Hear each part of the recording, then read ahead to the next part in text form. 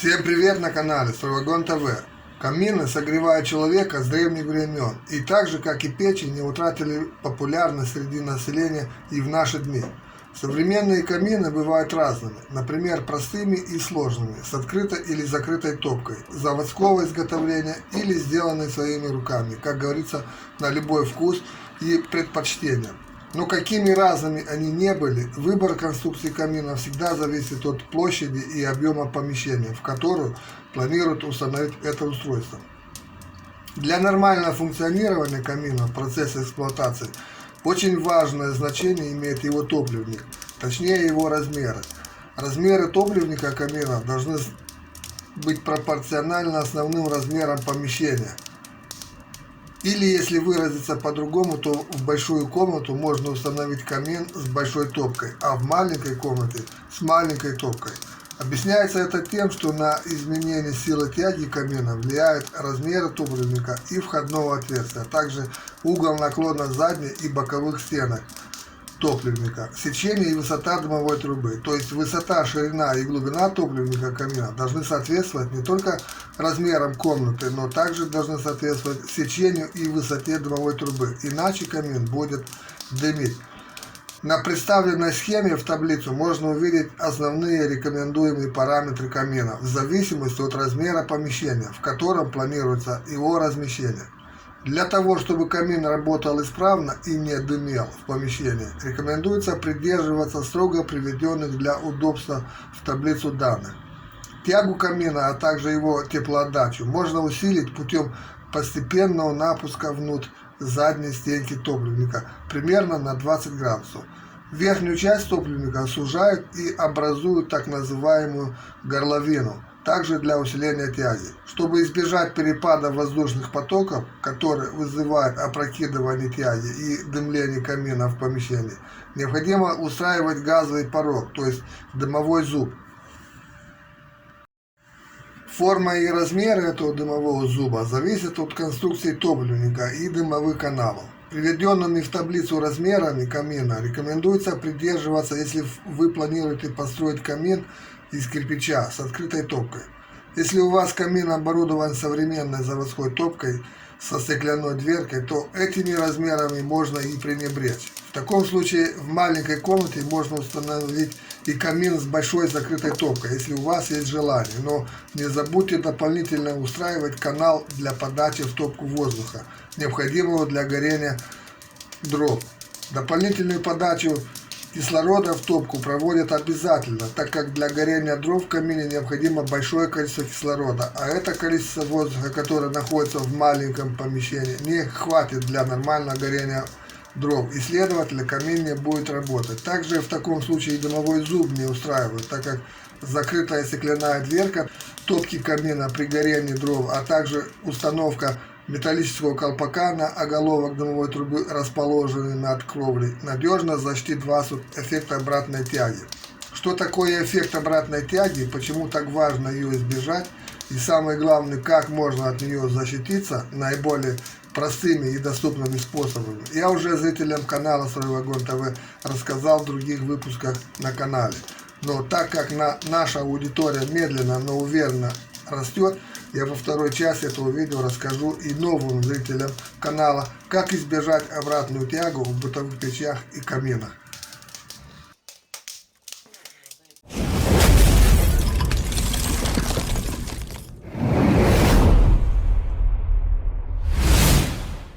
В городах, где много высоких зданий вокруг, а также в населенных районах, расположенных в горной местности, очень часто возникает еще такое явление, как обратная тяга в дымоходе, в результате которой весь дым из топливника поступает в помещение.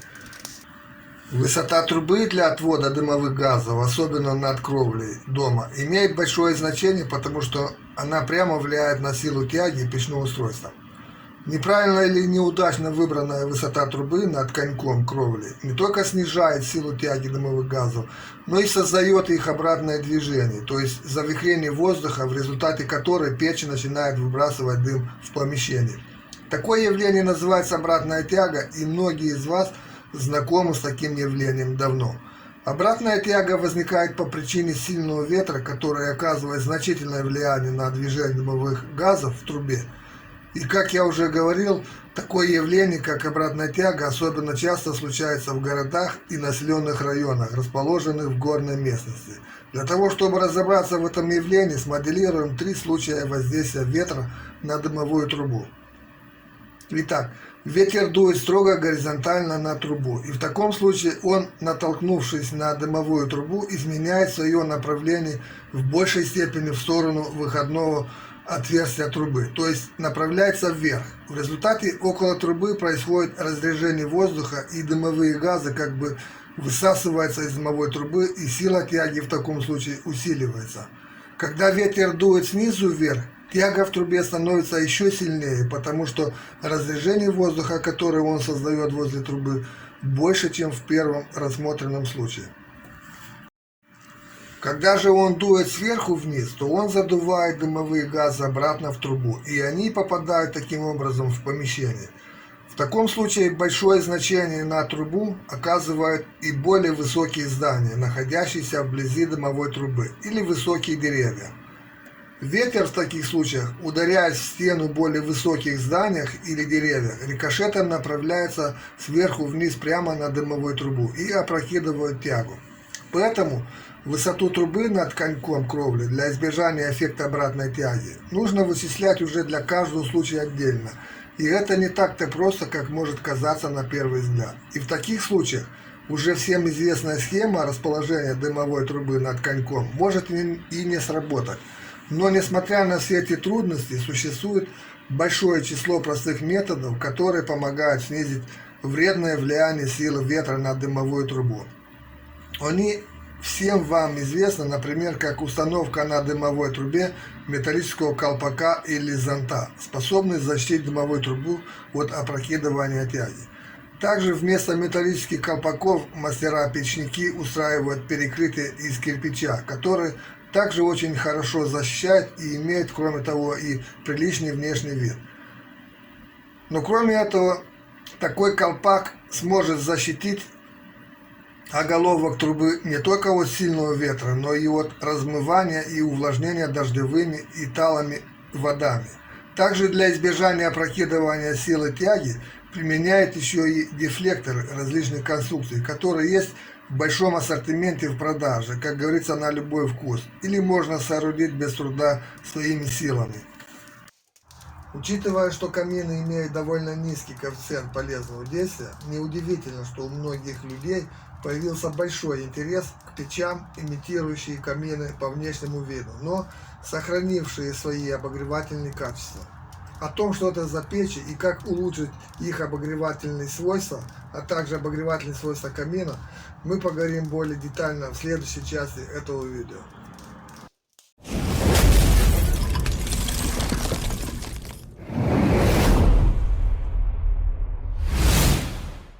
Улучшить обогревательные свойства камина можно, если сочетать в процессе строительства обогревательные качества отопительной печи и красоту внешнего вида камина. То есть в данном случае речь идет о обыкновенной печи, которая бы по внешнему виду напоминала бы камин, но которая сохранила бы свои важнейшие свойства, как, например, аккумуляцию теплоты в процессе горения дров и обогрев помещения после прекращения растопки. Такая печь получила название как печь-камин, и на сегодняшний день ее можно встретить очень часто среди населения.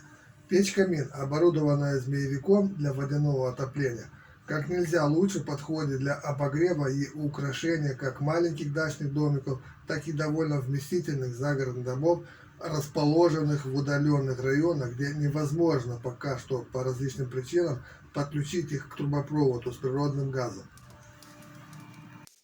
Перед вами самая обыкновенная печь-камин, которую можно облицевать, как и камин, самыми разнообразными облицовочными материалами, или сделать из кирпича под расшивку швов. Такая печь-камин без змеевика в топке больше подошла бы, на мой взгляд, городским жителям, которые имеют дачные домики за городом и которые в них не живут постоянно, а приезжают на выходные или на короткое время. Дом с такой печкой можно длительное время не отапливать, а при разжигании огня в топке печь сразу начинает отдавать тепло в помещении, через стеклянную дверку, и через которую можно было бы созерцать потрескивание горячих дров в топливнике. Но также, без сомнения, такая печь подошла бы и жителям загородных домов, которые в таких домах живут постоянно, и если в топке установить змеевик для водяного отопления, то существенно можно улучшить ее обогревательные свойства и расширить площадь обогрева. Что такое змеевик и что он из себя представляет, мы с вами поговорим более детально во второй части этого видео.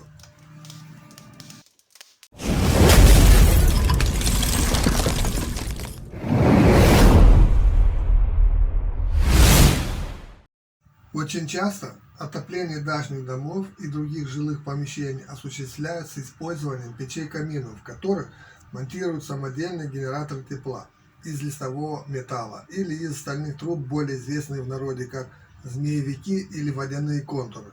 В данном случае рассмотрим конструкцию водяного контура, который собран из стальных труб диаметром в 2 см и который объединяется в трубчатый коллектор диаметром в 5 см.